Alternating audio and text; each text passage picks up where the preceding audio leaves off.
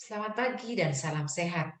Yang terhormat Bapak Dr. Ahmad Jamil MSI selaku dosen kewirausahaan dan etika bisnis serta rekan-rekan mahasiswa Magister Akuntansi Universitas Mercu Buana. Pada kesempatan ini saya akan mempresentasikan tugas besar 2 saya dengan tema Supreme Lending. Saya dengan Marlinda Pasaribu dengan NIM 55520110030. Pengertian dari supreme lending atau dalam bahasa Indonesia disebut kredit suprema adalah suatu istilah yang digunakan pada praktek pemberian kredit kepada peminjam yang tidak memenuhi persyaratan kredit untuk diberikan pinjaman berdasarkan suku bunga pasar oleh karena debitur tersebut memiliki catatan kredit yang kurang baik. Kredit suprimer ini sangat berisiko, baik bagi pemberi pinjaman maupun bagi peminjam, dikarenakan tingginya suku bunga yang dikenakan, catatan kreditur yang buruk, dan situasi keuangan debitur yang kurang baik. Sejarah kredit suprema. Pemerakarsa kredit suprema di Amerika sangat berperan besar dalam peningkatan kredit kepada konsumen yang tidak memiliki akses ke pasar kredit, bahkan kredit suprema ini berkembang seiring dengan kenyataan atas permintaan pasar dan kebutuhan dunia usaha. Namun para penentang mengecap industri kredit suprema ini sebagai suatu praktek lintah darat yang mencari sasaran debitur yang tidak memiliki daya untuk melunasi pinjamannya dalam jangka yang lama.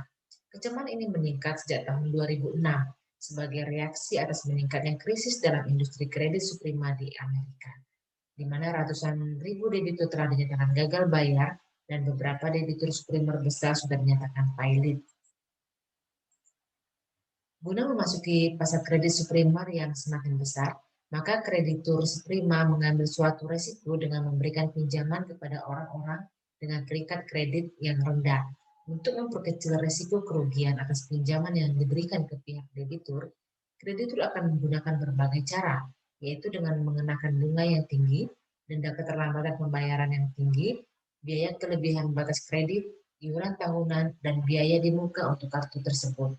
Debitur tidak diberikan periode tenggang waktu tanpa denda untuk menunda pembayaran.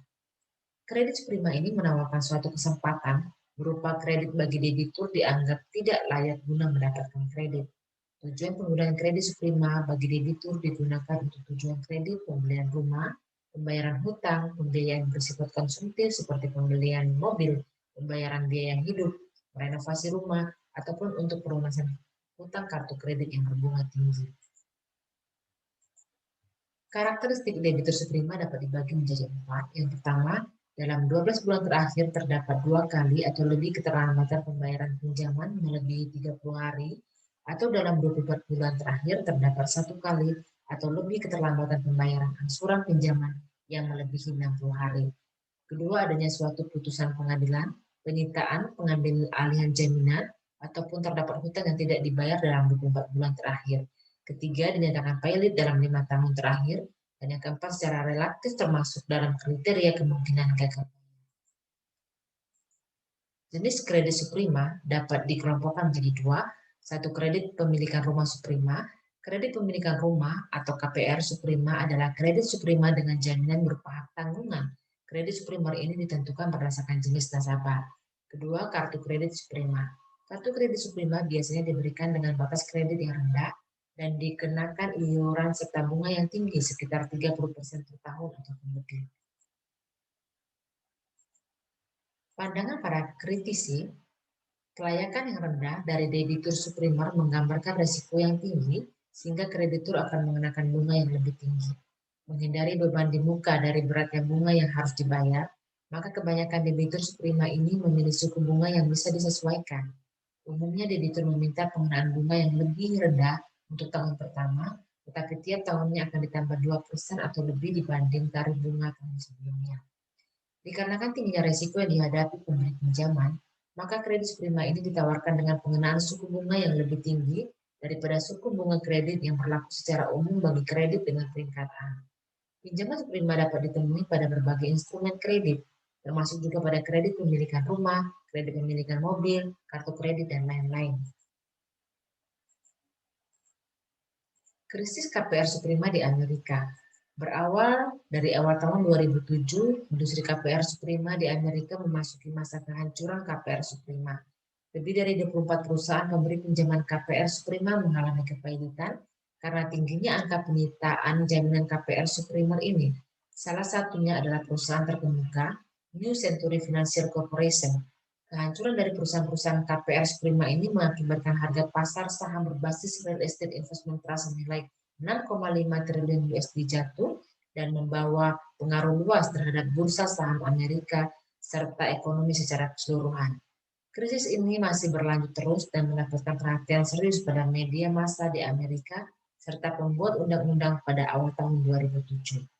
Beberapa peneliti kasus hancurnya industri Suprema ini disebabkan oleh adanya praktek lintah darat oleh kreditur Suprema, kurang efektifnya pengawasan pemerintah, adanya pialang KPR yang dikendalikan oleh debitur guna memperoleh KPR yang sebenarnya tidak layak, para penilai kredit yang menaikkan nilai transaksi rumah, investor bursa saham Wall Street yang tidak melakukan verifikasi atas kelayakan hutang yang menjadi aset dasar pada efek beragun aset Suprema. Debitur Suprema menandatangani perjanjian kredit yang mereka tidak mungkin dapat memenuhinya. Penyelesaian krisis Suprema yang dapat dilakukan, pertama, pemerintah harus menawarkan pembiayaan untuk mengatasi debitur bermasalah yang telah kehilangan rumahnya dalam membantu masyarakat yang kesulitan mencicil kredit perumahannya. Kedua, diperketatnya standar kredit, memberikan pinjaman dengan syarat-syarat yang lebih ketat. Ketiga, melakukan reformasi aturan perpajakan. Dan yang keempat, menetapkan undang-undang sebagai payung hukum untuk menghentikan peminjam yang curang atau bermasalah. Demikian presentasi saya. Terima kasih.